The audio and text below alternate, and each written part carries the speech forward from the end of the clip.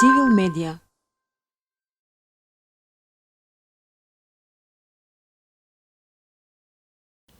Здравство. Мислам дека ако има некој област за кој што сите нас длабоко, интимно не погодува, тоа е здравството. Во програмата на СДСМ што стои за здравството? Ќе овозможиме квалитетно јавно здравство достапно за сите. Значи не читам понатаму. Доволно е оваа реченица. Квалитетно јавно здравство достапно на сите. Што е реалноста? Реалноста е детска кардиохирургија, ја селите од јавно здравство во приватна болница, ја уништувате и 10 години тоа што е градено, времето на ВМРО кои што беа одвратни во поглед на здравството, но сепак правеа нешто, инвестира во таа детска кардиохирургија 7-8 години, вие тоа го уништувате. А сте ветиле, не дека нема да го правите тоа, него дека ќе го направите целото здравство, јавно здравство да биде квалитетно и достапно за сите, видите во целосна спротивност од тоа. Наместо да стимулирате, да развивате јавно здравство, да инвестирате, да ги враќате в докторите од приватните болници во државните, вие го правите обратното. Квалитетните доктори ги селите од државно во приватно и после тие пропаѓа целиот проект, затоа што од X причини се да не нагледуваме во тоа. И што правите? Останувате децата, оние што се најранливи, кои што имаат мани срцеви проблеми, наместо да може да се лечат квалитетно, без пари во јавното здравство, не може да се лечат нигде, сега може да се лечат само во приватни клиники. Ете тоа е тоа. Понатаму, независно и праведно судство. Внимавајте, ќе има правда за сите. Ќе има правда за сите. Кажете ми, за кого имаше правда во овие 2 години? Значи, Груевски побегна, така? Имавме закон за амнестија, така? Ги амнестиравме сите. Крсто Муковски, што отвараше вратата на собрание, го амнестиравме. Крсто ја отвори вратата на собрание, Крсто ја отвори вратата на ЕУ. И знаете сите оние шали. Што еме сега? Што еме сега последни во овие дена што се случило? Го знаете сите скандал. Дали имаше некоја одговорност за тоа? Дали некој одговараше? Дали видовме правда за некој? Не. И не само, значи, ги критикувавме претходните власти за тоа дека никој никогаш не одговарал за ништо. И не знам, земете ги, појма нема. Земете го ТАТ, земете ги, не знам, сите оние транзицијски криминали. Земете го Љупчо со неговите, со Окта и со сите тие работи што ги правеше он. Не знам, земете го Груевски, сите Бучковски, кој сагате земете, никој, сите има големи скандали, никој не одговараше. Изборевме за тоа, мора да има правда, мора да има Груевски, Мијалков, Камчев, сите бизнисмени, мора да одговарат пред законот. Што имаме сега? Груевски слободно си шета Будимпеша, сиде на бизнис форум и се слика со манекенки. Мијалков си ужива, не знам каде, во хотелот Мериот на площад до Скопје. Камчев гледаме што прави, многу му е тешко. Затворен во 4 зида, не може ништо да прави. Така што, навистина, видовме правда за сите. Буџет за граѓански потреби наместо за луксуз на функционери. Функционерите нема повеќе да можат да се луксузираат за своји лични цели. Ќе биде вратен криминално секнатиот имот.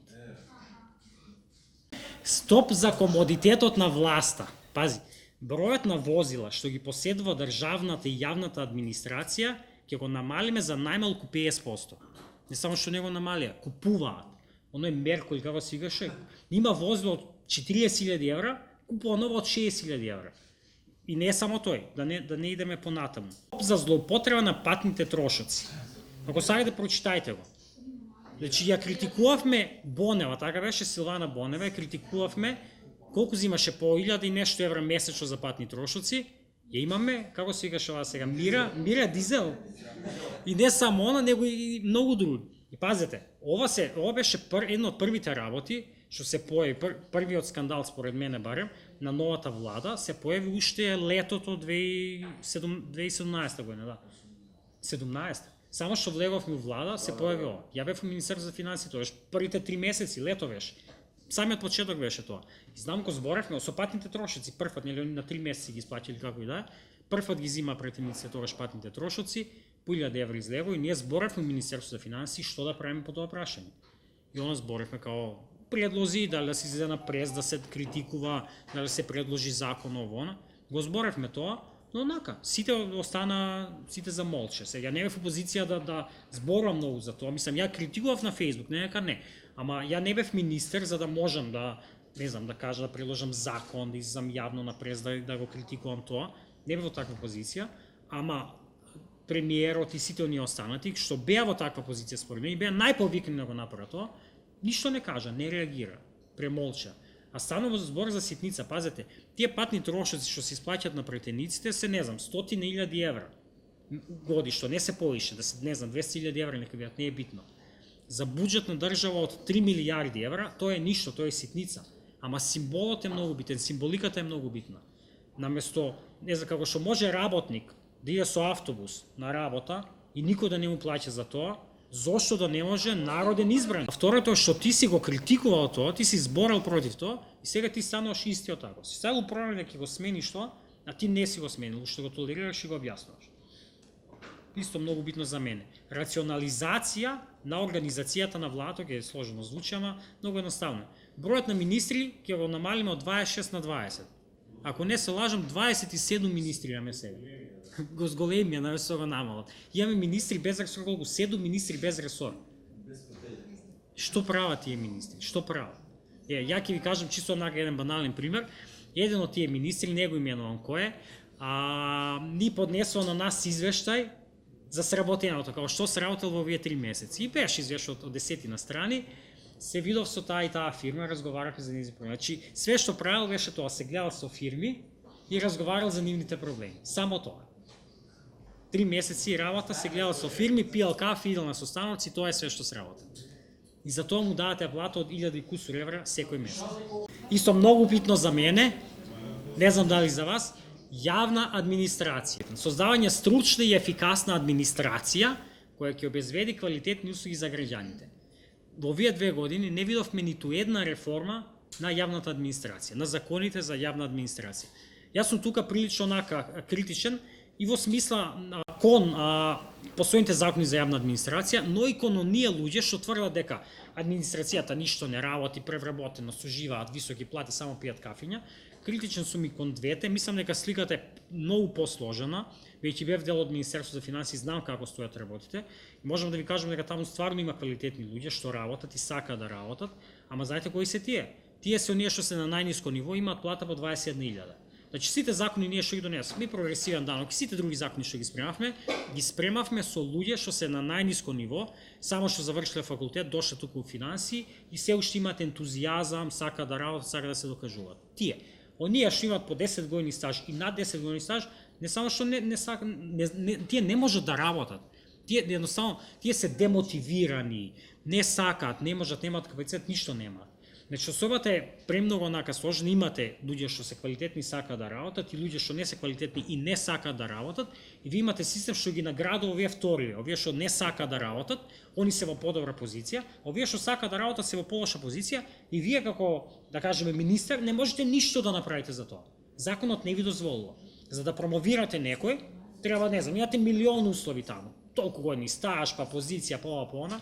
За да спуштите некој, нема шанси да спуштите. Нема шанси да некој да она што стане на поисок позиција, вие да го спуштите. Треба да му дадете 3 дисциплински, па секоја дисциплинска тужба, жалба, ова, она, ќе се убиете. Од работа нема шанси тоа да се реализира.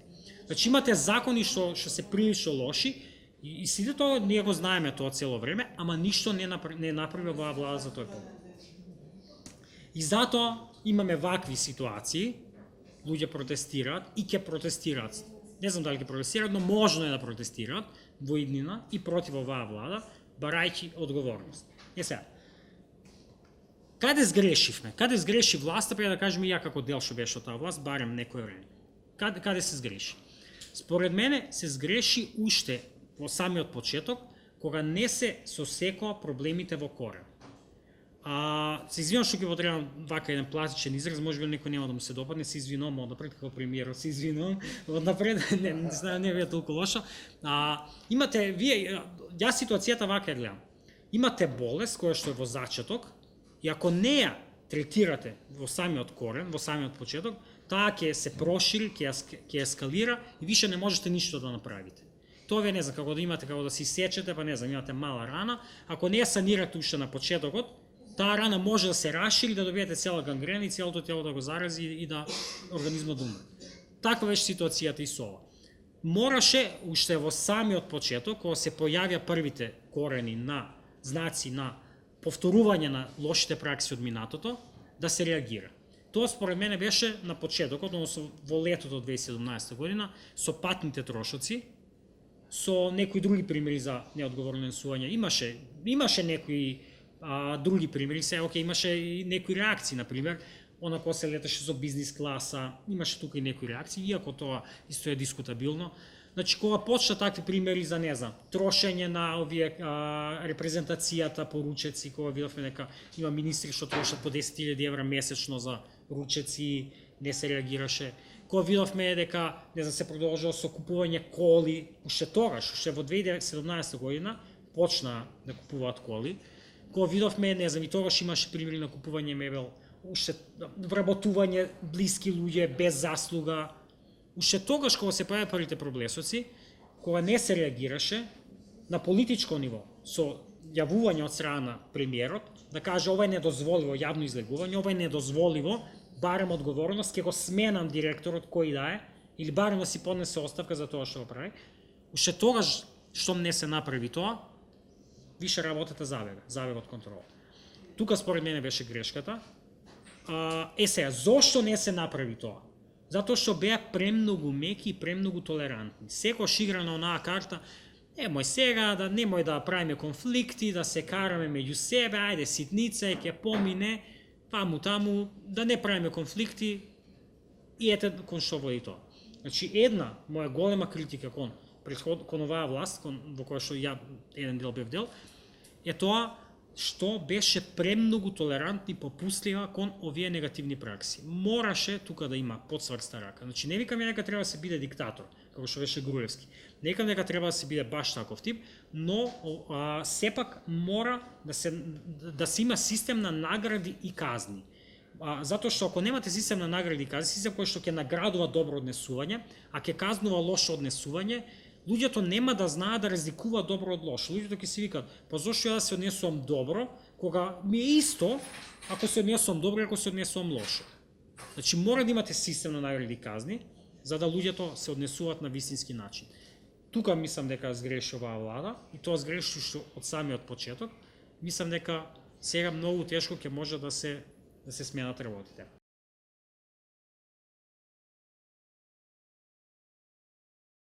Civil Media